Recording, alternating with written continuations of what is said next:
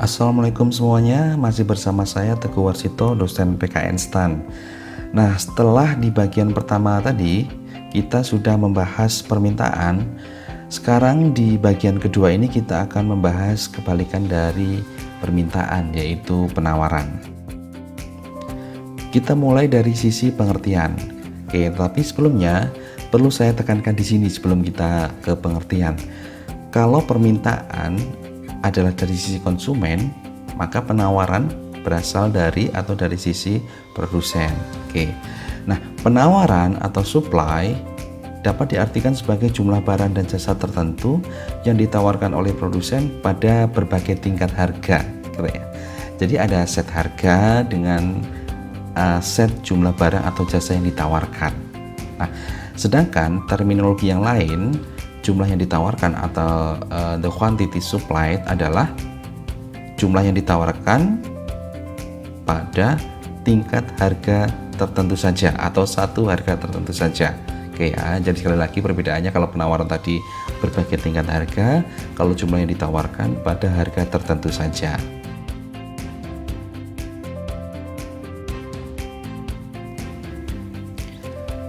Hukum penawaran berkebalikan dengan hukum permintaan. Oke. Pada hukum penawaran dinyatakan bahwa jumlah barang atau jasa yang ditawarkan itu akan naik saat harga barang atau jasa tersebut naik, ceteris paribus. Kayak gitu ya. Nah, hubungan positif inilah yang nanti membuat kurva penawaran yang merupakan grafis gambaran hubungan harga dan jumlah yang ditawarkan mempunyai slope positif. Artinya miring dari kiri bawah ke kanan atas. Nah, ini adalah dua cara bagaimana kita itu bisa menyatakan hubungan antara harga dengan jumlah barang dan jasa yang ditawarkan. Schedule penawaran dan juga kurva penawaran. Satu lagi yang nanti akan kita bahas di belakang, yaitu persamaan penawaran. Oke, tapi untuk sementara kita bahas dua ini, schedule penawaran dan kurva penawaran. Nah, schedule penawaran kita lihat itu berupa tabel dengan set harga dan set jumlah yang ditawarkan. Nah, masing-masing titik ini bisa kita pindahkan ke grafis kurva penawaran. Oke, titik 1, titik 2, titik 3, 4, dan seterusnya. Kemudian kita hubungkan dengan garis. Oke, nah garis inilah yang kita sebut sebagai kurva penawaran. Oke, sekarang kita akan membahas faktor-faktor yang memengaruhi penawaran. Oke, faktor yang pertama adalah harga barang itu sendiri, dan ini adalah suatu hal yang jelas ya, karena ini sesuai dengan hukum penawaran yang telah kita bahas tadi, bahwa jumlah barang yang ditawarkan itu akan dipengaruhi oleh harga barang itu, gitu ya. Jika harga naik, jumlah yang ditawarkan naik, dan sebaliknya. Oke. Nah, ini adalah faktor yang kedua, harga barang lain. Oke, jadi harga barang lain di sini berarti perubahan harga suatu barang di luar sana, ya, akan memengaruhi penawaran barang yang kita analisis. Oke, dan nanti kita akan mengupas dua jenis barang ini, yaitu substitute in production dan complement in production. Oke, faktor yang ketiga, harga faktor produksi atau harga input. Ini adalah hal yang krusial karena memengaruhi profitabilitas perusahaan.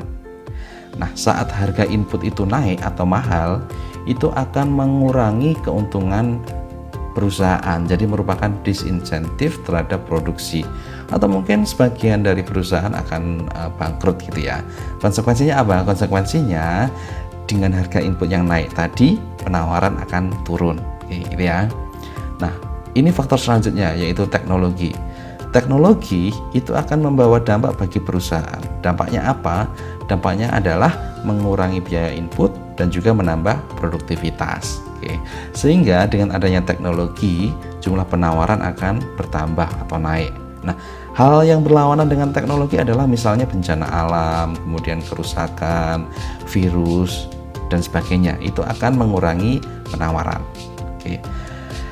Faktor yang kelima adalah ekspektasi. Oke, ekspektasi berarti perkiraan harga di masa depan yang memengaruhi penawaran saat ini. Jadi kita sekarang menganalisis penawaran saat ini atau titik ini, gitu ya. Kalau ada perubahan ekspektasi akan memengaruhi atau mengubah penawaran saat ini. Nah, jika diperkirakan harga akan naik misalnya, maka perusahaan akan menyimpan output sehingga penawaran saat ini akan turun. Yang diharapkan bisa dijual di masa yang akan datang dengan harga yang lebih tinggi. Oke, gitu. Oke, faktor yang terakhir adalah jumlah penjual. Oke, jumlah penjual ini terkait konsep bahwa penawaran total itu merupakan akumulasi dari penawaran produsen secara individu. Oke, sehingga jika jumlah penjual naik, maka penawaran akan ikut naik juga, kayak gitu.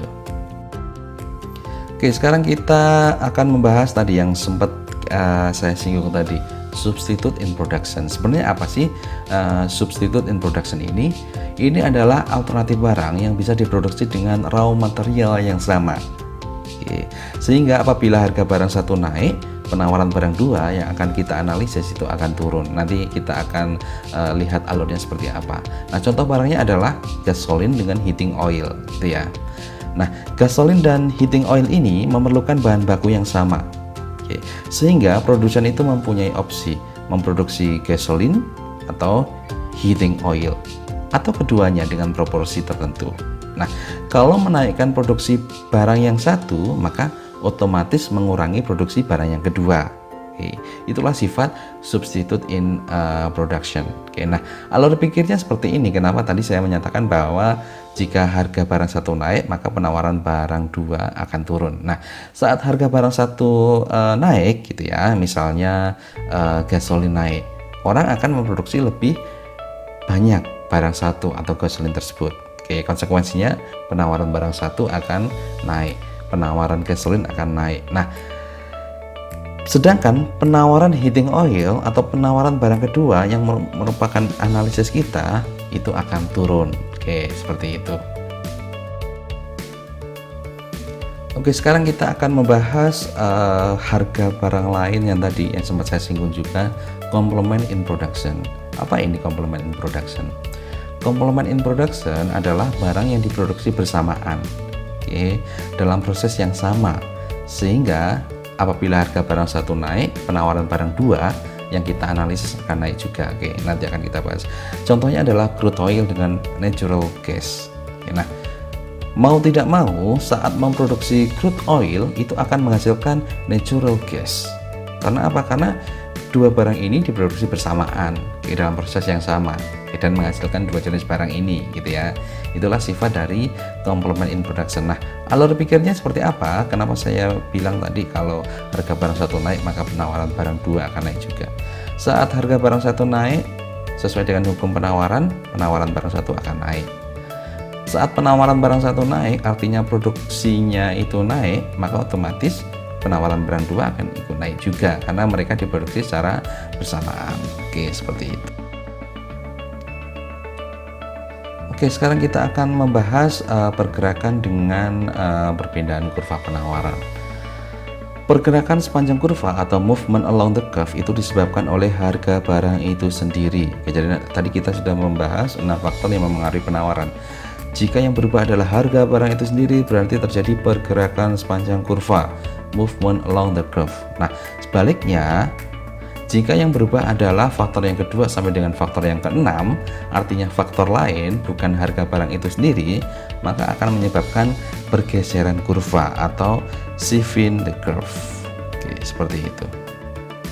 Nah, ini adalah kurva penawaran kita. Nah, saat ini saat harga P1, maka jumlah yang ditawarkan adalah Q1. Oke.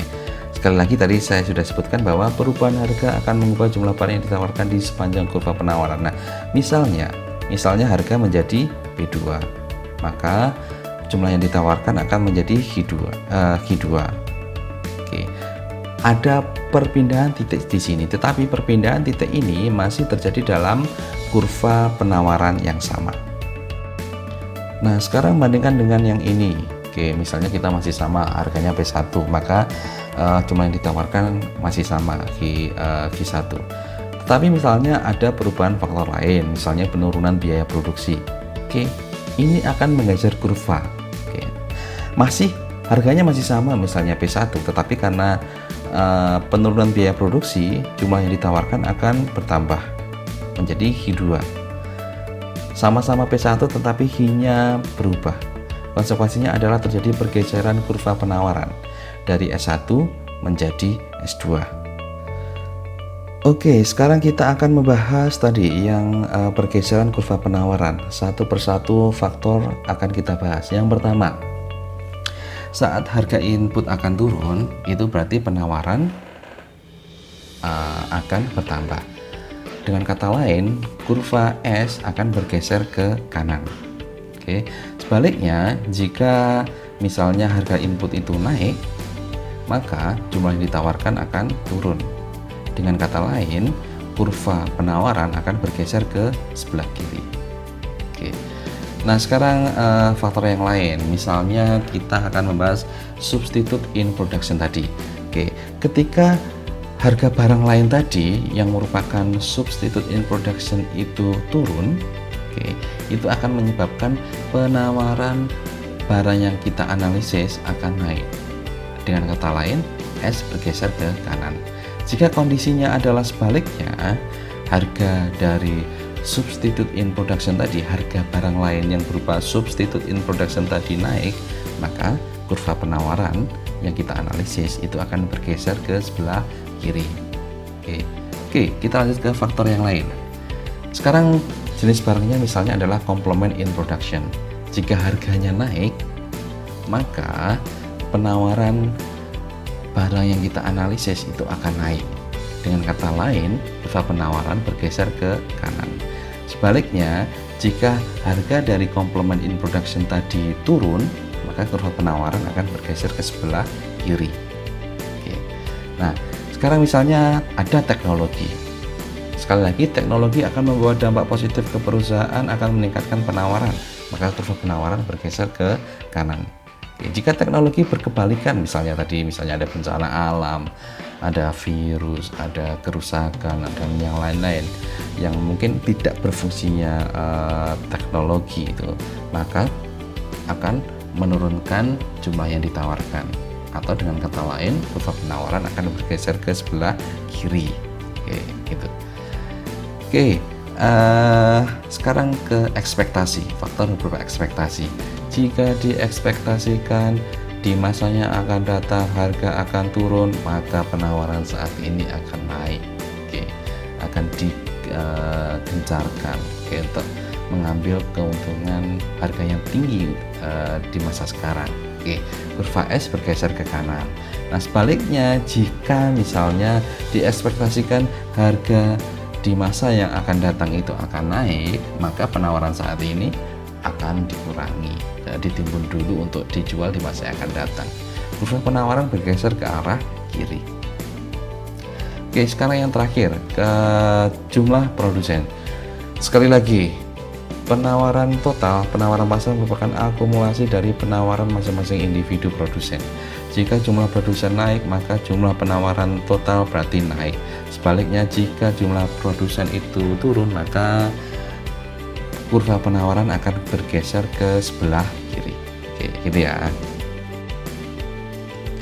Oke, tadi saya sudah menyebut untuk menunjukkan hubungan antara harga dengan jumlah yang ditawarkan bisa menggunakan sinyal penawaran, kemudian kurva penawaran. Nah, ini yang terakhir, bisa dengan persamaan penawaran. Nah, persamaan penawaran S sama dengan S fungsi dari P, PF, PS, dan PC. P, PF, PS, PC ini merupakan faktor-faktor yang memengaruhi penawaran. Harga barang itu sendiri, F itu berarti harga input, S itu substitute in production, C itu berarti complement in production. Pokoknya intinya ini adalah yang mempengaruhi penawaran. Saat membentuk kurva penawaran, kita harus masukkan nilai PF, PC, dan PS tadi, sehingga variabel yang ada itu tinggal H dan P, dan itulah persamaan penawaran, gitu ya. H(S) merupakan fungsi dari P, dan H(S) itu sama dengan A plus BP. Nah, perbedaannya adalah kalau di kemarin kita bahas, sebelumnya kita bahas bahwa persamaan permintaan itu HD sama dengan A minus BP. Kalau sekarang H(S) itu sama dengan A plus BP. Perbedaan adalah tanda yang positif dan negatif tadi. Tanda positif di sini, tanda positif di persamaan penawaran ini berarti hubungan jumlah yang ditawarkan terhadap harga itu searah. hubungannya positif. Artinya jika harga naik, jumlah yang ditawarkan akan naik juga. Oke, gitu. Oke, sekarang ke penawaran individu dan pasar. Oke, konsepnya tadi setelah saya ulang-ulang bahwa jumlah barang yang ditawarkan dalam pasar itu merupakan akumulasi penjumlahan dari jumlah barang yang ditawarkan oleh setiap individu atau perusahaan dalam pasar, termasuk impor. Oke, ini ya, termasuk impor.